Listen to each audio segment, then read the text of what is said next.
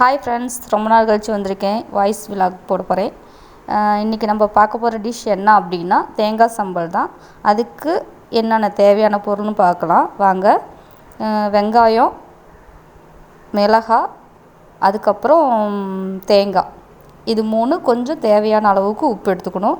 இதுதான் செய்யறதுக்கு தேவையான பொருளுங்க. அது எப்படி செய்யலான்னு பார்க்கலாம் வாங்க.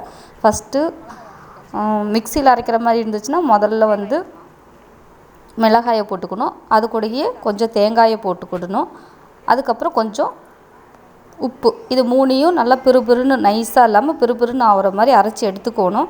அதுக்கப்புறம் பார்த்திங்கன்னா வெங்காயம் வச்சுருக்கோம் இல்லையா, அதையும் அப்படி தான். ஆனால் ரொம்ப சுற்றக்கூடாதுங்க. ஒரு 2-3 சுற்றுலேயே அந்த வெங்காயம் ஒரு இது மாதிரி ரொம்ப நைஸும் இல்லாமல் ரொம்ப சட்னி ஆகாத அளவுக்கு வந்துடும்.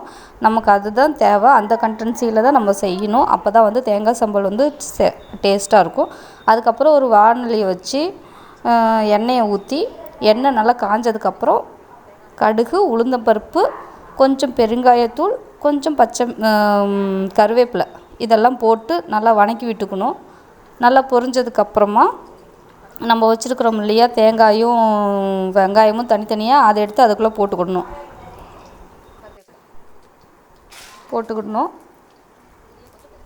கொஞ்சம் பெருங்காயத்தூள் போட்டுக்கிட்டோம்னா கொஞ்சம் வாசமாக இருக்கும். அதுக்காக தான் பெருங்காயத்தூள்.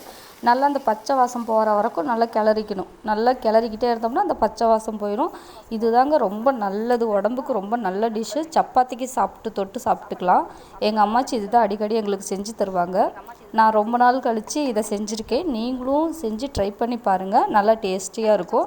சாப்பாடு கொஞ்சம் வச்சா போதுங்க, ஒரு தட்டு சாப்பாடு சாப்பிட்லாம். நல்லா தேங்காய் எண்ணெய் இருந்தால் ஊற்றினா இன்னும் சூப்பராக இருக்கும். நீங்களும் ட்ரை பண்ணி பார்த்துட்டு எப்படி இருக்குன்னு கமெண்ட் பண்ணுங்கள். ஓகே, பாய்.